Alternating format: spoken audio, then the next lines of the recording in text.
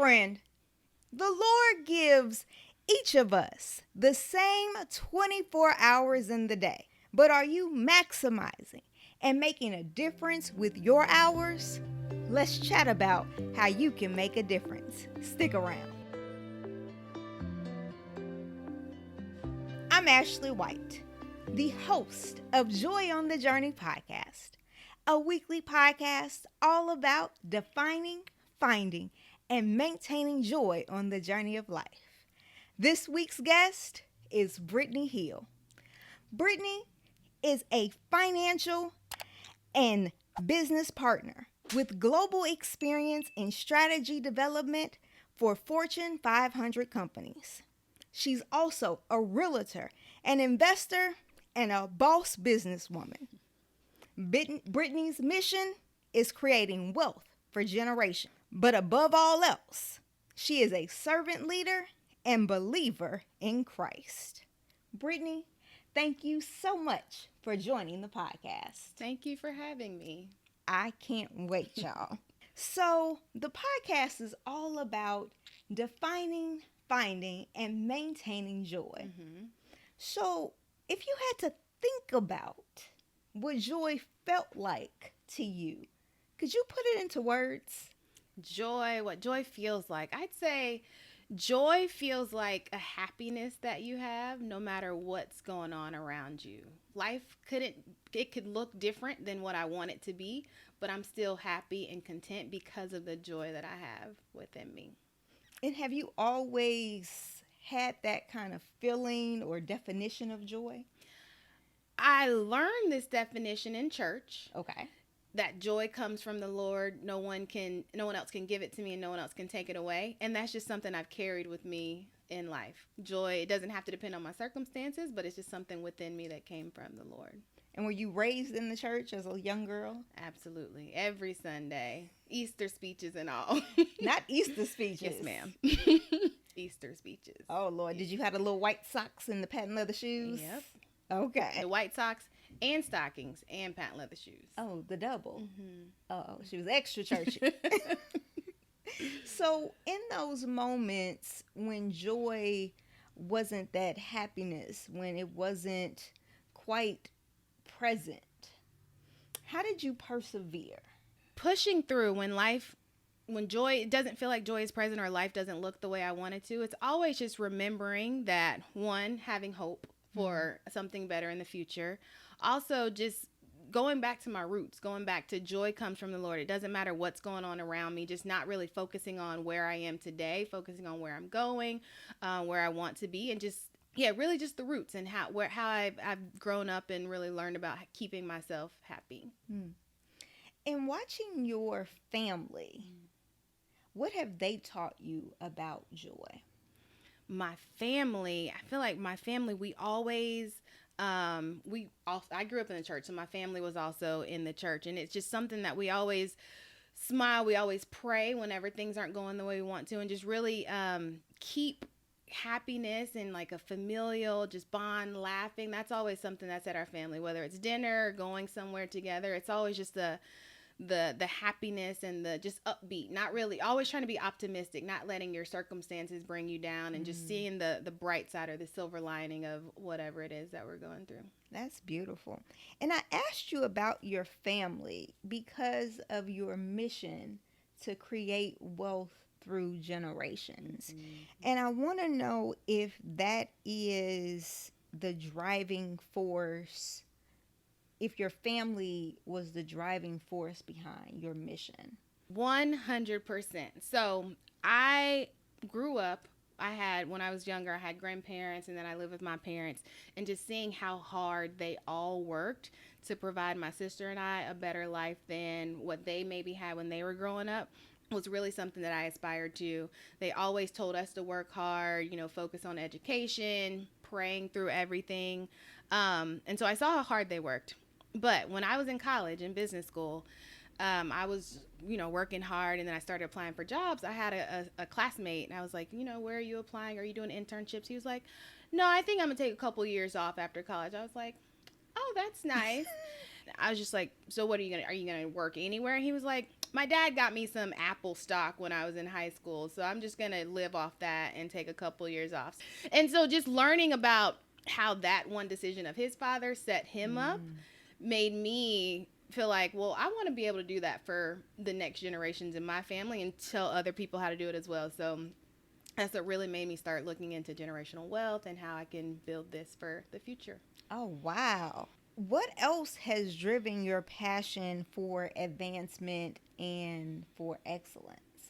I'd say I've always wanted to be excellent from the example that my parents and grandparents gave to me. Okay. They worked extremely hard, and they had high standards for my sister and I. I mean, they wanted us to strive for excellence, strive to always continue to be better than we were the day before. So that's really what's been my driving force behind, really excelling, having success, really going for big goals in life. So, if you have never had an opportunity to work with or serve with Brittany, she is a driver.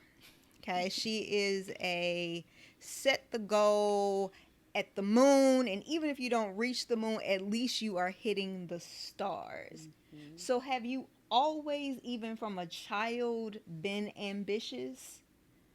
Always. And so my sister, if you talk to her, she would probably say she didn't like this, but I had an older sister. She's 3 years older than me. And so I always looked at her like, oh, that's cool. What can I do to be better than her? And it's not like a nasty competition. Right. I'd say a good, healthy competition between siblings. So she started playing volleyball. I played volleyball. She ran track. I ran track. So it was always just someone to look up to, and just something that I wanted to achieve in my life for myself. Just ambitious, a little bit competitive. That always helped me just strive for the next goal. Absolutely. Absolutely. And so as an African American woman, did you have or have you had mentors that have helped inspire and shape your career or outlook? Absolutely. So you mentioned in the beginning real estate, and I'm going to start there before I jump into career mentors. So my dad learned from his dad how to build stuff, build sheds in the backyard, just hobbies. And so my dad didn't have any sons, unfortunately, but then he taught me how to build stuff and do things around the house. So that just sparked an interest in real estate early on. Okay. So then as I grew up and got a little older, started doing some research, I did meet some people who were like, oh, you want to invest in real estate? Let me show you how to do that. You can shadow me as I'm doing real estate renovations or just searching for property. So I had those mentors in the real estate space. Now, when I think about work, I feel like it was definitely God ordained my path into my career. So I've been at the same company for 13 years, which is really, I feel like, unheard of. And millennials, we hop around a lot. But I started my career, I pledged Delta in undergrad. Yes, you did. I feel like I heard about Leadership Delta maybe 2 days before the application was due. Okay. And I was like, okay, I'll apply. I got into Leadership Delta, which landed me an internship with GE. Wow. Okay. It turned out that one of the most senior HR women at GE at the time was also a Delta. She pledged at my chapter, and we worked in the same city. So I was like, I need to get to know you. So she became a mentor of mine. We chatted over time. I found out that the CFO of the entire company also went to UNC like I did. So having those mentors and even sponsors as I went along in my career really helped me, just learning what to do, what not to do, how to navigate through my career.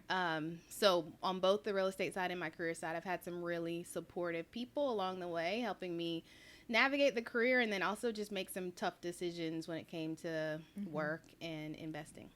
So let me ask, you did not go to school, you did not go to college for real estate, but did you always have a passion for real estate? Yes. Real estate's always been my little passion project. I've always watched HGTV, even high school, always watching those types of shows because I really enjoy real estate. What is it about it that drives you or it sparks something? It's being able to take something and creating what you want out of it. Taking some 2x4s from Home Depot and building a house, or even if it's not even a whole house, just building something with your hands and you can make it your own. We can both have the same wood, build the same floor plan, but we can make it look totally. No, no. She said we can. No. You, yes. Yes. But you just take it and make it your own, and that's what I love about it. You can put all of your creativity and energy into just really making it your own. And then there's also on the wealth building side, real estate is just, it's huge for wealth building. You get equity all the time. And it's just, when you look at people in history that have really grown to be millionaires, billionaires, and really have created wealth for future 2, 3, 4 generations down the road, a lot of that comes from real estate. Have you ever had any fear about investing in things that you didn't necessarily control as either the buyer or the seller? Oh, 100%. Okay. A lot of the times I've been scared. A lot of it, I've made purchases scared. But it goes back to trusting and having the hope and just having faith that this investment idea came from somewhere. I don't go into anything blindly. I always pray about it, but just going for it, because I feel like a lot of the times, even me, I look at some investments that I passed on because I was scared, and I'm mad at myself about that. So sometimes you have to do it scared. I'm not taking uncalculated risk. I'm being smart about it, but I'm always fearful. Okay. Because I believe that there are people, self included, that have looked at property, that have looked at land, or even, my grandparents, my grandmother specifically, has invested, or my grandmother's passed, but has property, land, and it's like, oh, well, now what do I do with it? Do I retain it? Do I sell it? And you just don't know. And then because of fear, it's like, well, I don't want the responsibility. Let me just give it to someone else. It's like, well, am I making a mistake? My first answer would be retain it.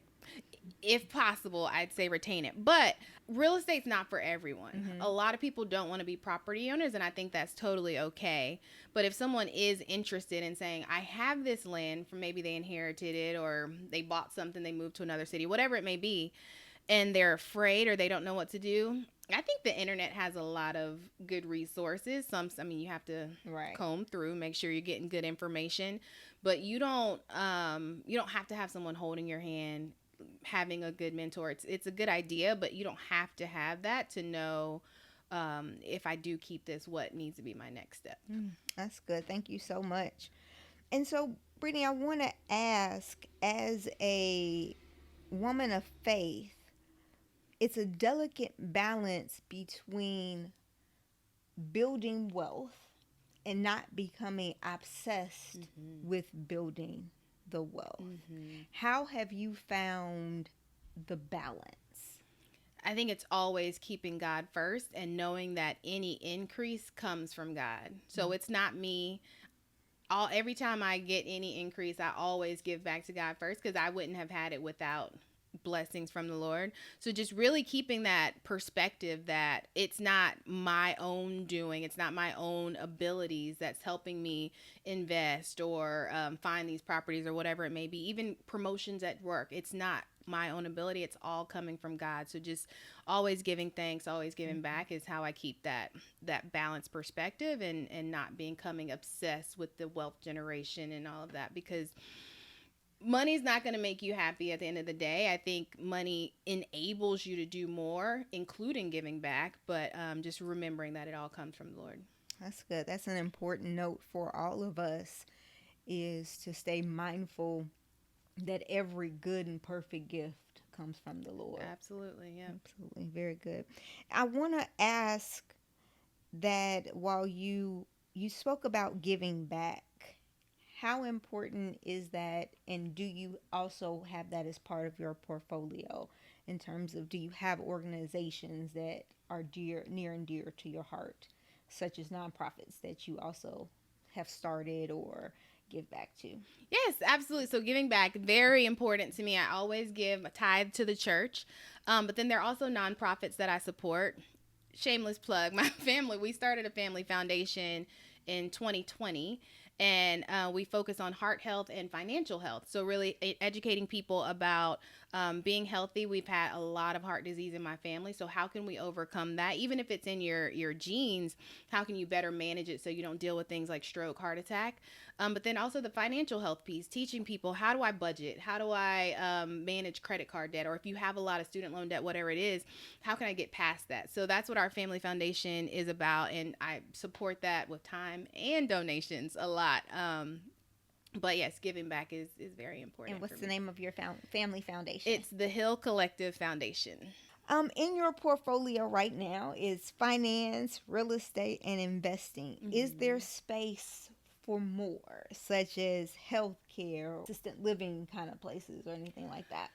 So my ultimate goal, my like I wouldn't even say a pie in the sky, but my dream, my aspiration, a goal that's on my vision board, how about that, is to open a transitional living center for women with children that maybe they just had a rough patch in life and they're trying to get back on their feet. They want to participate in the rehabilitation or the restoration of their lives prior. And so that comes in the form of finding real estate where I can purchase, renovate into some living quarters, and then opening this. And I want to do it through the nonprofit that we have. So that's definitely an aspiration of mine, and I'm always have my eyes open for either a hotel that is no longer in business or even like an old school that maybe the city wants to tear down that we can purchase and repurpose. Oh, I love that. Absolutely love that. So what would you say is a good first step for someone that's interested in investing or real estate or pursuing a career in finance? So I'd say it's a little different for all three of those. If someone wants to start investing, I'd say start. Okay. Don't be afraid. If it's $5, invest your $5. There's tons of platforms out there. Do your research. Don't just give money, but there's a lot of platforms out there where you can invest with as little as $1. So just start. And then once you see how that $1 grows, then maybe next month it's $5 or whatever it may be. So with investing, it's just start, but always do your research too. Make sure you are making smart investments and investing in reputable companies or organizations. With real estate, my advice to everyone, and people are always like, Brittany, that doesn't make any sense. But my advice is, everyone thinks you have to have all this money to buy a house. That's not true, especially if you're a first-time home buyer. But if you're buying your second, third home, there's still programs out there for those people as well. So do research, find the good programs that can help you get into a home, or if you want to live there or invest. There are those programs out there. So just do some research and then find a mentor. I think that is something that helped me a ton in real estate, and then also in my career, is finding someone that could kind of guide me along the way. So if real estate investing, like heavy hardcore real estate investing, is something people want to do, I think a mentor will help. Just so they've already made the mistakes, so you won't have to make those same mistakes again. Brittany, as a woman in a career, you said you've been with your company for 13 years. Yes, 13 years. What have you learned about being in a career for 13? Oh my God, 13 years. Yes. Wow. Time just flies. It does. What would you say to someone just starting their career? I would say have a plan. Really? And talk to people about your plan. Okay. And it doesn't, if your plan is that you want to work the same job for the next 12, 15, whatever it is, that's the plan, and that's fine. But if your plan is that you want to continue to get promoted, also make that plan known so that you can get those opportunities. There are a lot of people at my company that I mentor today, and I'm like, well, what do you want to do? And they're like, I don't know. And then we'll talk again in a month. They're like, well, I don't know why my manager's not talking to me about a new job. You need to make that known, communicate to HR, to your manager, whatever it is. What's your plan? What do you want to do? And I think that's the thing that's helped me the most. I had mentors that told me, figure out your plan. It doesn't have to be in 2 years I want to be here, but at least long term, what are you thinking that you want to do? Pray about it and communicate that to the people who have the ability to put you in those roles that you want. How much of your plan looks like your reality? I'd say like 10%. I'd say from a long-term goal, I always knew I wanted to be a CFO. Okay. But the path to get there has been like zigzags. It looked nothing like I expected. I've been offered opportunities at my company that I never thought I would take. I never thought I'd be offered. I didn't even know they existed. Okay. So that's where the plan kind of became a winding road. But I'd say it's all leading toward the ultimate goal of being a Fortune 100 or 500 CFO. So that's the goal. That's the goal. So, what risk do you believe, or what's the biggest risk you've taken in pursuit of that ultimate goal in your career? The biggest risk that I've taken is probably saying yes to a role, to a position that I wasn't 100% sold on. So this actually was mid-COVID, so 2021. I was offered a position that was overseas. Okay. So at a time where we couldn't fly, they were like, your job is going to require you to fly to Italy every 6 weeks. And I was just like, how does that work? Right. And so I don't speak Italian. I had been to Italy just traveling, but nothing like serious. And so I took the role. I talked to my mentors and I ended up taking the role. They said it could be good visibility, good exposure, all that. So I did take the role and it's been amazing. It's busy traveling. I have a little puppy that I have to leave Lucy. often. Yes. But I've learned a lot. I haven't learned any Italian. I've learned a lot and it's just given me a different perspective on how working in a global company can really shape and change the direction of my career. It's both personally and professionally risky. Mm-hmm.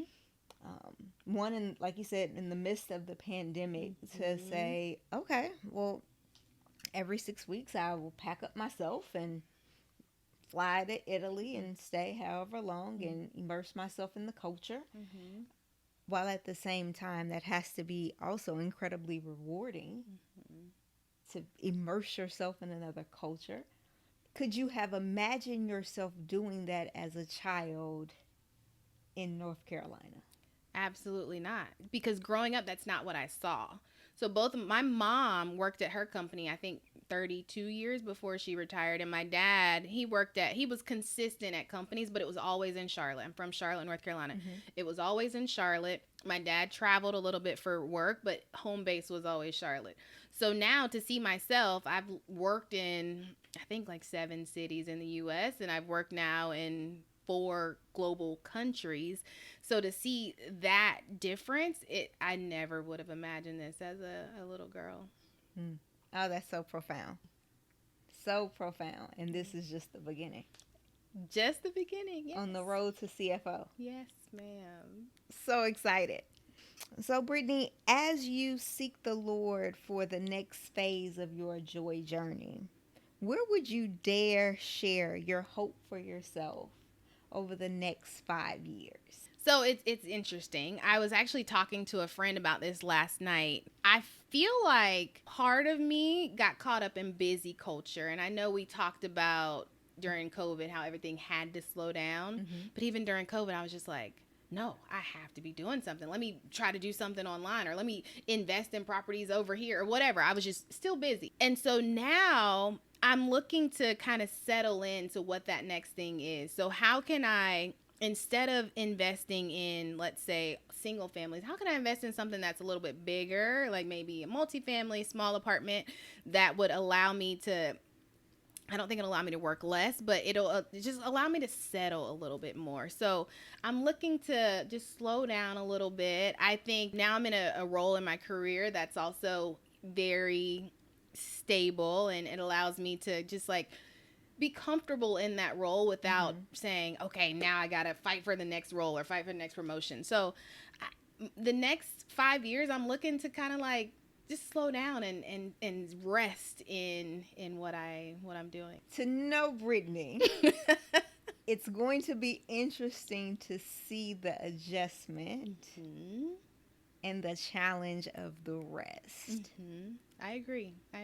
But it's also going to be exciting to see you take on the challenge, because also knowing you is knowing that any challenge you give yourself, you're going to accomplish. Yes, that's always if I set something out there, my competitive nature is like, okay, figure out how to do Yes, it. even the rest. I will tackle the rest.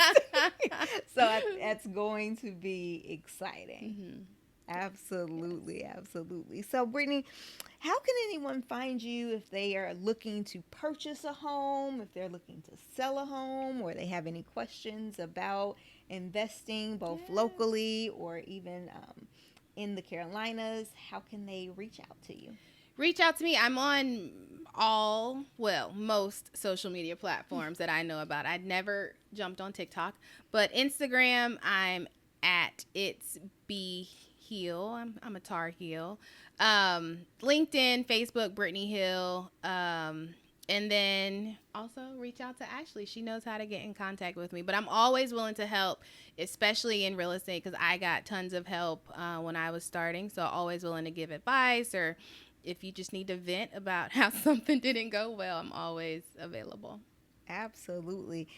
And please be sure to like, subscribe, and share the podcast both on YouTube and Apple Podcasts and Spotify. We're everywhere. Please like, share, and subscribe. If you leave a comment, that makes us more searchable. And until we gather again every Thursday, may God increase your joy, give you strength for the journey, and give you the courage to tell your story. Bye, friends.